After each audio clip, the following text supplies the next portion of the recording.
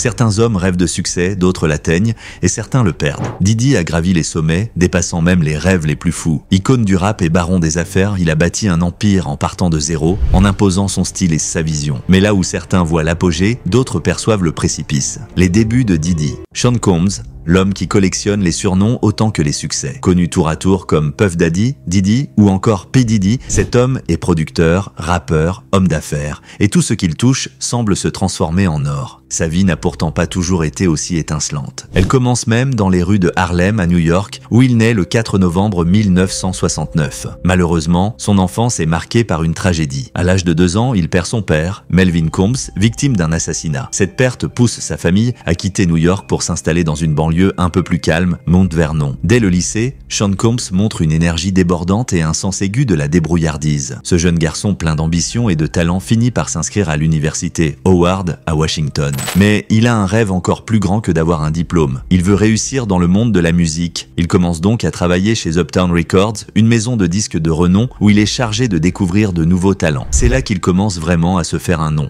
Son flair est exceptionnel. Et dès 1991, il met en lumière de futurs grands noms comme Mary J. Blige et le groupe Jodeci. Mais Sean Combs n'est pas du genre à rester un simple employé. Il a déjà l'idée de créer quelque chose à lui, de bâtir son propre empire. Cette ambition grandissante lui cause des ennuis et, en 1993, Uptown Records le remercie en le renvoyant. Loin de le décourager, ce renvoi le pousse à franchir un cap. Il fonde Bad Boy Records, son propre label, et attire rapidement des artistes qui deviendront des stars comme Craig Mack. Et surtout, Notorious B.I.G., alias Biggie, un talent brut qui marquera à jamais le rap américain. Grâce à Biggie et d'autres artistes, Bad Boy Records devient un pilier du rap des années 90. Mais il manque une pièce à ce puzzle de succès. Tupac Shakur, une autre étoile montante du rap, Sean Combs essaie de le recruter, mais Tupac décline l'offre. Cette rivalité marquera profondément la culture du hip-hop. La situation dégénère et l'animosité entre les camps de Tupac et de Biggie devient de plus en plus tendue. Dans les médias et même dans leurs chansons, ils s'échangent des piques et des insultes. En 1996, Tupac est assassiné. Puis l'année suivante, c'est au tour de Biggie. Ses pertes plongent le monde de la musique dans le deuil et Sean Combs lui-même doit surmonter la mort de son ami et protégé. En 1997, Sean décide de prendre un nouveau virage dans sa carrière. Il passe de producteur à artiste et sous le nom de Puff Daddy, il sort son premier album, No Way Out. C'est un succès monumental car l'album est 5 fois disque de platine. Les singles comme I'll Be Missing You, hommage à son ami Biggie, touchent des millions de fans tout comme Can't Nobody Hold Me Down ou It's All About the Benjamin. Sean Combs devient une superstar mondiale et ses chansons dominent les classements. Avec son instinct pour les affaires, il diversifie ses activités, sa vie de riche.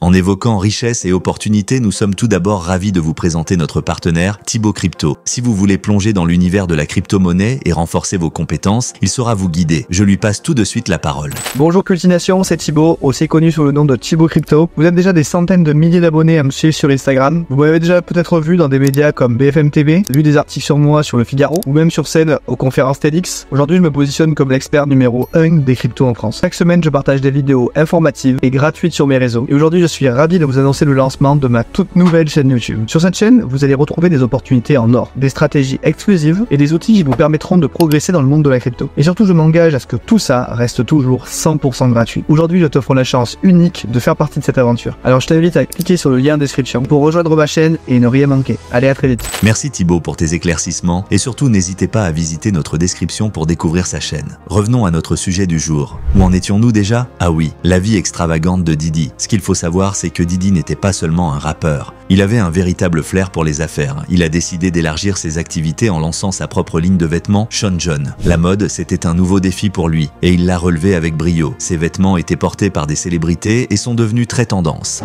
En plus de cela, il a lancé des parfums qui ont également rencontré un grand succès. Les gens voulaient sentir aussi bien que leur idole. L'un de ses partenariats les plus réussis a été avec Diageo, une grande entreprise de boissons. Ensemble, ils ont lancé la vodka Ciroc, qui est devenue la boisson phare des soirées glamour. Les fêtes organisées par Didi étaient souvent célébrées avec des bouteilles de Ciroc et il a réussi à faire de cette vodka un symbole de luxe. En plus de tout cela, Didi a créé sa propre chaîne de télévision, Revolt. Cette chaîne met en avant des artistes et des musiciens émergents, offrant une plateforme pour de nouveaux talents. Didi veut que chacun ait une chance de briller, comme lui. Le malheur des uns fait le bonheur des autres. Dans la tourmente suite à ses propos antisémites, Kanye West perd chaque jour un peu plus de sa fortune. Écarté par Balenciaga, Adidas ou encore Def Jam, il ne reste plus grand-chose à Kanye, du moins plus grand-chose pour faire de lui le deuxième au classement des rappeurs milliardaires, classement qu'il a d'ailleurs quitté, puisqu'il n'est plus du tout milliardaire. Selon un rapport publié par Forbes, la valeur nette de Kanye West est aujourd'hui de 500 millions de dollars. Le rappeur de Chicago a donc cédé sa place à Diddy, qui devient le deuxième rappeur milliardaire juste derrière Jay-Z, avec une fortune avoisinante, un peu plus d'1 milliard de dollars. Comme le dit un adage, les grandes hauteurs sont souvent suivies de chutes brutales. Sa chute. En mars 2024, des agents fédéraux ont perquisitionné les domiciles de P. Diddy à Miami et à Los Angeles dans le cadre de l'enquête sur la traite d'êtres humains, selon plusieurs organismes de presse. Il n'est pas certain que la star soit la cible réelle de cette enquête. En novembre dernier, son ex-petite amie et ancienne artiste au sein du label Bad Boy Worldwide, Cassie Ventura, a porté plainte contre lui pour agression et coups portés pendant plus de 10 ans. Dans sa plainte, déposée devant un tribunal fédéral, elle accuse Diddy de lui avoir fait prendre de la drogue et de l'avoir forcé à avoir des relations inexplicites avec d'autres hommes. Une vidéo de surveillance de 2016 obtenue par CNN le mois dernier montrait Diddy frappant violemment Cassie Ventura. Le rappeur a publié une vidéo d'excuses depuis supprimée sur Instagram 48 heures plus tard et a décrit son comportement comme dégoûtant, sans mentionner Cassie Ventura par son nom. Parallèlement, 2 autres femmes se sont manifestées et ont intenté une action en justice en vertu de la loi new-yorkaise sur les survivants adultes, accusant Diddy d'abus, de passage à tabac et d'usage forcé de stupéfiants. 4 autres plaintes individuelles, accusant la star du hip-hop d'agression, de rapports forcés et d'usage forcé de drogue, ont été déposées à New York entre décembre 2023 et mai 2024, dont une déposée par l'ancien producteur de Diddy, Rodney Lil'Rod Jones. Le coup de théâtre prend de l'ampleur lorsque des avocats américains révèlent que 120 et nouvelles victimes, dont 25 mineurs à l'époque des faits, ont été identifiées. Le mur du silence a été brisé et les victimes se manifestent. Arrêté le 16 septembre, Diddy est depuis incarcéré au centre de détention de Brooklyn. Sa vie derrière les barreaux. Ses avocats ont espéré, à 3 reprises, convaincre la justice de laisser P. Diddy rentrer chez lui. Le rappeur milliardaire, arrêté le 16 septembre à New York, est détenu en attente de son procès après que ses 3 demandes de remise en liberté sous caution ont été refusées. Sean Combs, de son vrai nom, vivrait dans des conditions horribles. Ses avocats affirment que le Brooklyn Metropolitan Detention Center, où il est incarcéré, n'est pas adapté à la détention provisoire et ont fait valoir qu'il était disposé à fournir toutes les garanties pour une assignation à résidence. Requête refusée malgré l'insistance de ses défenseurs. Le centre de détention de Brooklyn est bien connu aux États-Unis. Il a vu passer entre ses murs le chanteur R. Kelly ou encore le rappeur Ja Rule et l'ancien roi des crypto-monnaies Sam Bankman-Fried.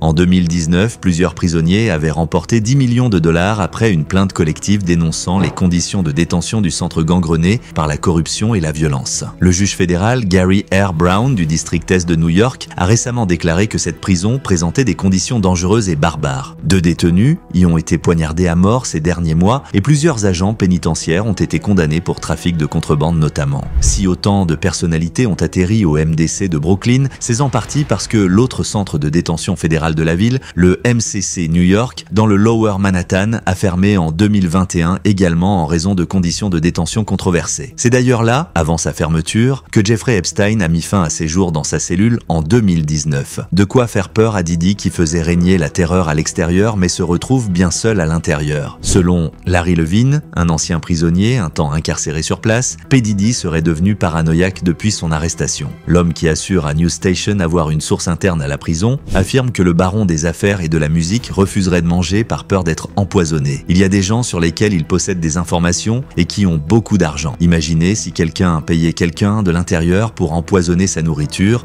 et le tuer, et personne n'y verrait d'inconvénient. C'est peut-être l'une des raisons pour lesquelles il ne mange pas. Des craintes pour sa vie. Des rumeurs circulent sur le fait que sa vie pourrait être en danger. Certaines personnes comparent sa situation à celle de Jeffrey Epstein, qui s'est suicidé en prison alors qu'il était accusé d'abus sexuels. Diddy aurait aussi des vidéos compromettantes sur des personnalités puissantes qui étaient invitées à ses soirées. Ce genre d'information ne fait qu'augmenter les craintes pour sa sécurité. Le tabloïd Mirror rappelle qu'un criminel a été tué dans la même prison récemment alors qu'il attendait son procès. L'humoriste Eddie Griffin a également commenté la situation de Diddy. Il a plaisanté en disant qu'il devait y avoir au moins 100 millions de dollars sur la tête de Diddy. Cela montre à quel point les gens prennent cette affaire au sérieux. Cependant, le Bureau fédéral des prisons a déclaré qu'il prend son rôle de protection très au sérieux. Ils assurent qu'il traite Diddy comme n'importe quel autre détenu qui attend son procès. Une source a mentionné qu'il a été placé sous surveillance anti-suicide dès son arrivée à la prison. Les conditions de vie de P. Diddy en prison sont assez simples. Il commence sa journée à 6 h du matin avec un petit déjeuner typique pour les prisonniers, composé de céréales, de fruits et d'un gâteau. Selon le menu officiel, il peut aussi avoir des flocons d'avoine et des toasts en semaine. Le café n'est servi que le week-end. Pour le déjeuner, Diddy mange souvent des hamburgers, des tacos ou du poisson pané avec des œufs. Ce repas est servi à 11 h. Le dîner, qui peut être du poulet, des pâtes ou du bœuf, arrive vers 16 h.